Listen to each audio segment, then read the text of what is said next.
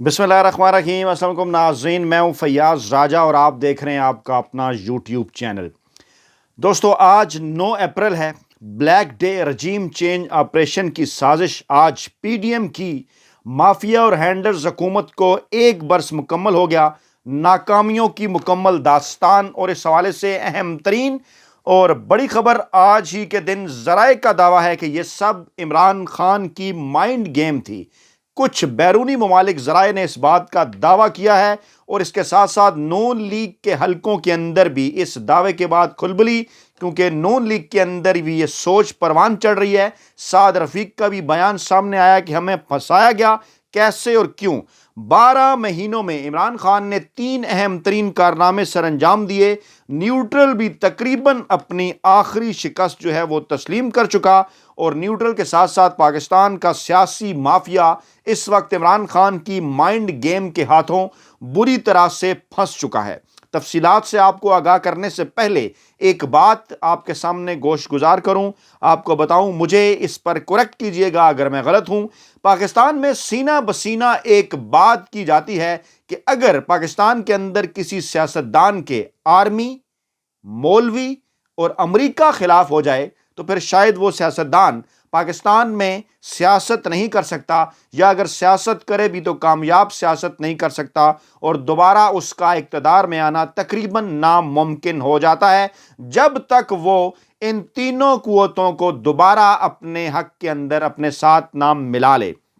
क्या इमरान खान के मुकाबले में सीना बसीना, इमरान खान के मामले में सीना बसीना चलती हुई ये कहानी सच साबित हुई या नहीं? आपके सामने कुछ अहम तरीन इंकशाफात हम रखेंगे कि आखिरकार हुआ क्या इस एक साल के दौरान। जुल्फी भुट्टो, नवाज शरीफ और फिर इमरान खान किस तरह से इक़्तिदार से निकले, और उसके बाद जुल्फी भुट्टो की पीपल्स पार्टी, नवाज शरीफ की नवाज लीग ने क्या क्या कंप्रोमाइज़ किए, और क्या इमरान खान बगैर कंप्रोमाइज़ के दोबारा इक़्तिदार में आने की पोजीशन में है। कुछ अहम तरीन खबरें भी आपके सामने रखेंगे, और वो 3-4 इमरान खान के जो कारनामे हैं वो 1 बाय 1 करके आपके सामने रखेंगे। आज जो मुल्क के अंदर सूरत हाल गुज़श्ता एक साल के दौरान, सबसे पहले अगर बात कर ली जाए मुल्क की मुआशी सूरत हाल की, तो 3 अहम तरीन चीज़ें हैं जनाब। एक है जनाब वो इंडेक्स जिससे रोज़मर्रा की अशिया की कीमतों का अंदाज़ा लगाया जाता है,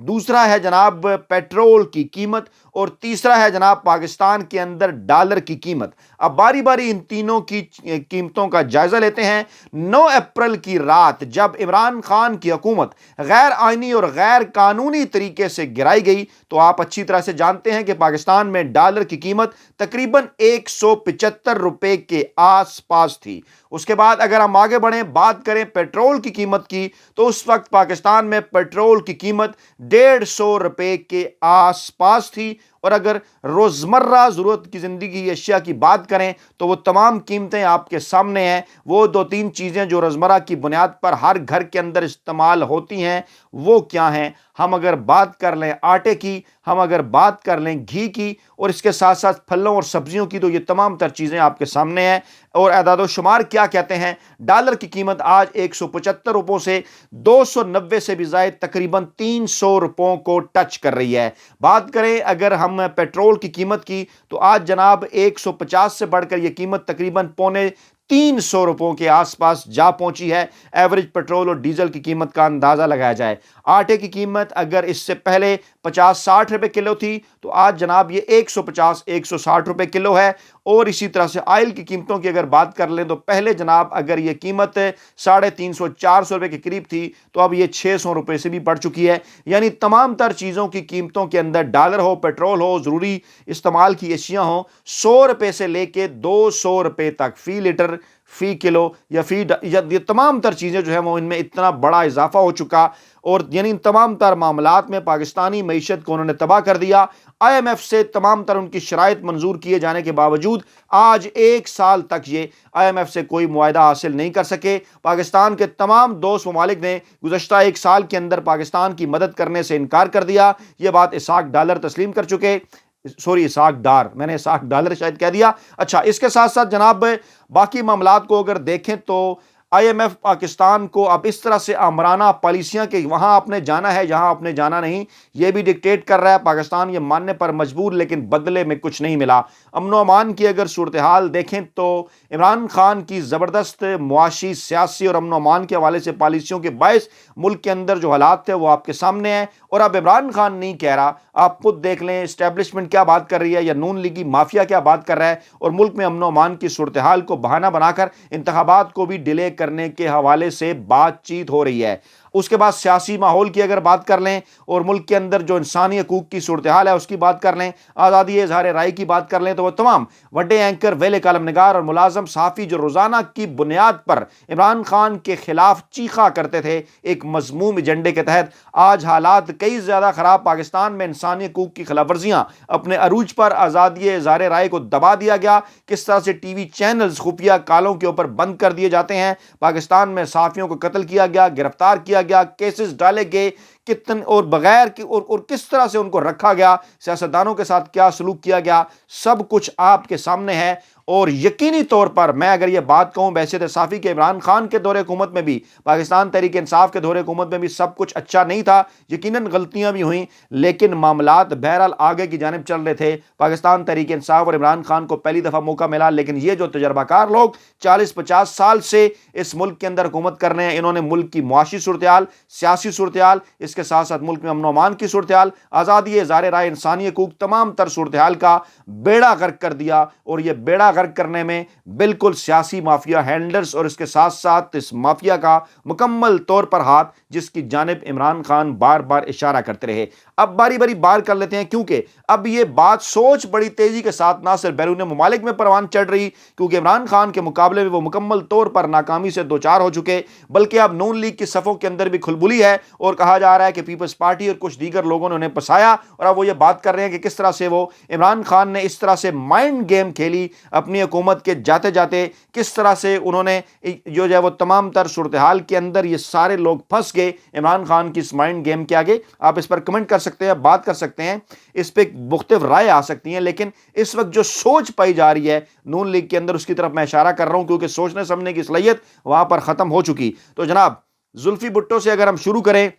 تو جس طرح سے اسٹیبلشمنٹ کے ساتھ زلفی بھٹو صاحب کی لڑائی ہوئی، اسٹیبلشمنٹ انہیں جس طرح سے لے کے آئی، اور پھر جس طرح سے معاملات آگے کو چلے، پاکستان ٹوٹنے میں ان کا اور اسٹیبلشمنٹ کا حصہ، اور اس کے بعد پھر الیکشن کے درمیان دھاندلی 1977 کے، اور پھر سارے معاملات آپ کے سامنے، اور پھر کس طرح سے پیپلز پارٹی جب تک انہوں نے امریکہ کے ساتھ، اسٹیبلشمنٹ کے ساتھ اور مولویوں کے ساتھ اپنی پالیسی بدل کر انہیں اپنے ساتھ نہیں ملا لیا، آپ کے سامنے ہے کہ کس طرح سے وہ پھر اس وقت تک اقتدار میں نہیں آئے، لیکن پھر کس طرح سے وہ اقتدار میں آئے، کتنے بڑے کمپرومائزز کیے، وہ سب کچھ آپ کو یاد ہے۔ کیا پیپلز پارٹی کی پالیسی رہی جو ہے وہ مذہبی عناصر کے حوالے سے بھی، اور کیا، اور ایون آپ یہ دیکھ سکتے ہیں کہ اب جو کہا جاتا ہے، ایون جو طالبانائزیشن اور باقی ساری جو چیزیں ہیں، اس میں بھٹو دور میں یہ اثر شروع ہو گیا تھا، جو ہے وہ اس وقت جو نصیر اللہ بابر ہیں ان کی جانب سے پشاور کے اندر ٹریننگ، اور پھر بے نظیر بھٹو کے دور میں طالبان کو تسلیم کیا جانا، اور پھر وہ سارے معاملات کس طرح سے اسٹیبلشمنٹ کے بغل بچہ بنی رہی پیپلز پارٹی۔ اس کے بعد پھر جب نواز شریف کی اسٹیبلشمنٹ کے ساتھ لڑائی ہوئی، تو اس کے بعد 2018 میں جس طرح سے ڈیل کر کے نواز شریف واپس اقتدار میں آئے،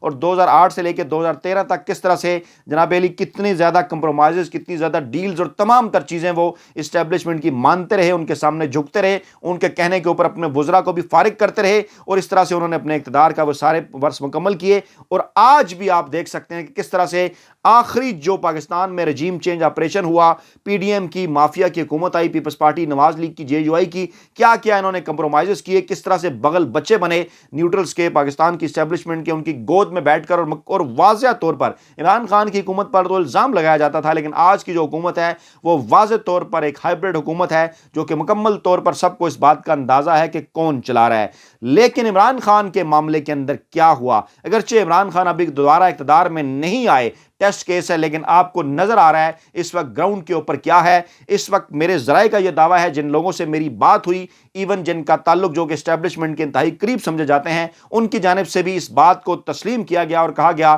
کہ ذوالفقار علی بھٹو کے معاملے کے اوپر، نواز شریف کے معاملے کے اوپر اسٹیبلشمنٹ نے جو بیانیہ بنایا، اسٹیبلشمنٹ نے جو بیانیہ میڈیا کے حوالے کیا، یا اس وقت پیپلز پارٹی اور نون لیگ کی مخالف سیاسی جماعتوں کے حوالے کیا، انہوں نے اس بیانیے کو اس طریقے سے وہ بیانیہ ان کا مقبول ہوا کہ ان کے مقابلے میں زلفی بھٹو فارغ ہو گئے، نواز شریف فارغ ہو گئے، نئے لوگ آ گئے اقتدار کے اندر اور نئے لوگوں کو موقع مل گیا۔ یہ یعنی تمام تر مثالیں موجود ہیں، لیکن عمران خان کے مقابلے میں یہ بات اسٹیبلشمنٹ اور نیوٹرل کے اندر ہمارے جو کچھ ذرائع ہیں وہ یہ بات تسلیم کرتے ہیں کہ عمران خان کے مقابلے میں اسٹیبلشمنٹ کا کوئی بھی بیانیہ آج اس پورے ایک سال کے اندر کامیاب نہیں ہو سکا۔ باری باری تمام چیزیں ہم آپ کے سامنے رکھتے ہیں۔ زلفی بھٹو کے معاملے میں اسٹیبلشمنٹ کے خوف کے باعث پیپلز پارٹی نے بات کرنا چھوڑ دی، برسوں تک انہوں نے کوئی بات نہ کی۔ نواز شریف نے بھی اسٹیبلشمنٹ کے خوف سے 1999 سے لے کے 2006-7 تک کیا کچھ ہوتا رہا وہ سب کچھ آپ کے سامنے ہے۔ لیکن جب عمران خان کی حکومت ختم کی گئی تو عمران خان کی حکومت ختم کرنے کے بعد جس طرح سے پورے پاکستان کے اندر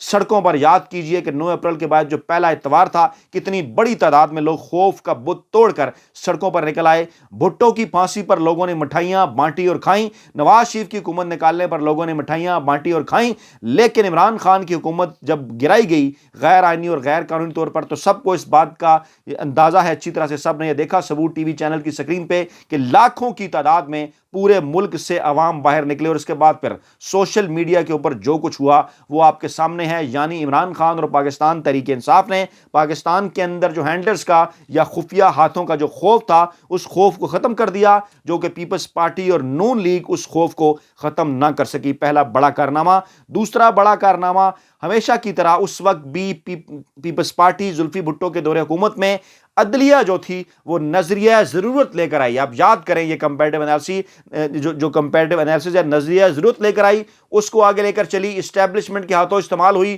اس وقت کے سیاسی مافیا کے ہاتھوں استعمال ہوئی، بھٹو کے خلاف جو ہے وہ فیصلے آئے، آپ کو اچھی طرح سے اس بات کو یاد ہے۔ اس کے بعد 90 کی دہائی کے اندر نواز شریف کے معاملے میں کیا ہوا، عدلیہ نے کس طرح سے اسٹیبلشمنٹ کو اس وقت سپورٹ کیا، کس طرح سے اس سارے بیانیے کو وہ لے کر آگے چلے، اور نواز شریف کے خلاف اس وقت فیصلے بھی آئے، آپ کو یاد ہے، سزا ہوئی، اور یہ ایک ڈیبیٹ ہو سکتی ہے صحیح یا غلط جو بھی، لیکن بہرحال سزائیں ہوئیں اور نواز شریف پھر ڈیل کر کے باہر بھی گئے۔ یعنی اسٹیبلشمنٹ مکمل طور پر اسٹیبلشمنٹ نے عدلیہ کو ساتھ ملا لیا اور عدلیہ ان کا بغل بچہ ثابت ہوئی۔ یہاں پر دیکھیے اب پاکستان تحریک انصاف کی اس تحریک کے دوران کیا ہوا، نظریہ ضرورت موجودہ چیف جسٹس اور سپریم کورٹ کے بہادر جج صاحبان نے ختم کر دیا، اور آج مکمل طور پر عمران خان اس طویل اور جس کو کہنا چاہیے کہ ایک زبردست قسم کی طویل جد و جہد کے بعد عمران خان آج عدلیہ کی آزادی کے لیے سر اٹھا کر پاکستانی عوام کے ساتھ کھڑے ہیں۔ عدلیہ سے جو فیصلے آئے ملک میں نئے عام انتخابات کی تاریخ کے حوالے سے بلا شبہ وہ آئین اور قانون کے مطابق ہیں،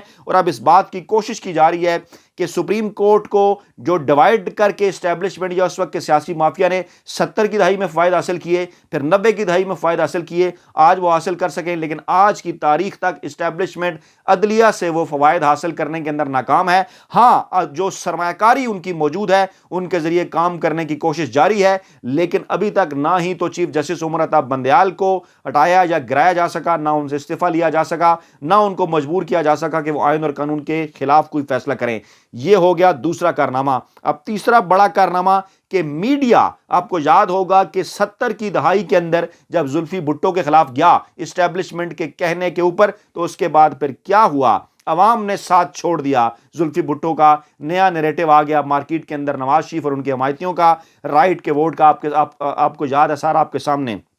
نواز شریف کو جب 90 کی دہائی میں بھجوایا گیا تو اس کے بعد آپ نے دیکھا کہ میڈیا نے جو نیریٹو نواز شریف کے خلاف بلڈ کیا وہ بکا، عوام نواز شریف کے خلاف ہوئے۔ اس کے بعد پاکستان میں جو سیاسی حکومتیں آئیں وہ سب کچھ آپ کے سامنے ہے کہ نواز شریف کا ووٹ بینک، یہ ساری چیزیں کہاں پر پہنچ گئیں۔ لیکن اب یہ تمام تر حربے جب پاکستان تحریک انصاف کے خلاف استعمال کیے گئے تو خود مجھے آپ بتائیں، پیپلز پارٹی بھٹو کے اوپر جب یہ ساری داستان رقم ہوئی، جب پیپلز پارٹی کے خلاف کاروائیاں ہوئیں تو پیپلز پارٹی ٹوٹ پھوٹ گئی، اگلے 10 برس وہ کسی جگہ نظر نہیں آئی، بڑے بڑے لوگ پیپلز پارٹی چھوڑ گئے۔ نواز لیگ کے ساتھ کیا ہوا، اس کے اندر سے کاف لیگ نکل آئی، آپ نے دیکھا کہ بڑے بڑے لوگ ان کا ساتھ چھوڑ گئے۔ لیکن گزشتہ ایک سال کے دوران کہیں زیادہ مظالم نون لیگ اور پیپلز پارٹی کے مقابلے میں سہنے کے باوجود بھی پاکستان تحریک انصاف کے کسی ایک شخص کو نہ توڑا جا سکا، عوام کو عمران خان سے علیحدہ نہ کیا جا سکا، اتنے سینکڑوں کیسز بنائے جانے کے باوجود اور کوشش کرنے کے باوجود کہ عدلیہ کو استعمال کیا جائے، میڈیا کو استعمال کیا جائے، اسٹیبلشمنٹ عوام کے اندر خوف پیدا کرے، اس کے باوجود ساری چیزوں کے باوجود لوگ عمران خان کے ساتھ بڑی تعداد میں کھڑے رہے، اور آج بھی اس وقت عوام بڑی تعداد میں کھڑے ہوئے ہیں۔ اس وقت پیپلز پارٹی کے اقتدار سے نکالنے کے بعد جتنے بھی سرویز تھے وہ بتا رہے تھے پیپلز پارٹی انتخابات ہار جائے گی. اس کے بعد نون لیگ کو نکالنے کے بعد جتنے بھی سرویز تھے وہ بتا رہے تھے کہ وہ ہار جائے گی انتخابات نون لیگ. لیکن عمران خان کو اتارنے کے بعد گزشتہ ایک سال کے اندر جتنے بھی سرویز آئے وہ یہی بتاتے کہ عمران خان سب سے مقبول ہے، بلکہ عملی مظاہرہ تمام تر انتخابات کے اندر بھی ہوا. جتنے ضمنی انتخابات ہوئے پاکستان تحریک انصاف اور عمران خان نے سیاسی مافیا اور ہینڈلرز کو شکست دی. تو جناب یہ ہیں عمران خان کے 3 بڑے کارنامے جو گزشتہ 12 ماہ کے دوران سامنے آئے. تاریخ عمران خان نے رقم کر دی جس کو GHQ کے ذرائع بھی تسلیم کرتے ہیں، چاہے کہا جائے کہ یہ کپتان کی مائنڈ گیم تھی یا جو بھی سمجھا جائے. بہرحال 9 اپریل پاکستان کی تاریخ کے اندر یہ بلیک ڈے ہے. میچ اس وقت عمران خان کے کنٹرول میں ہے اور نیوٹرل نے بالواسطہ طور پر اپنی شکست تسلیم کر لی ہے، اور اب بہرحال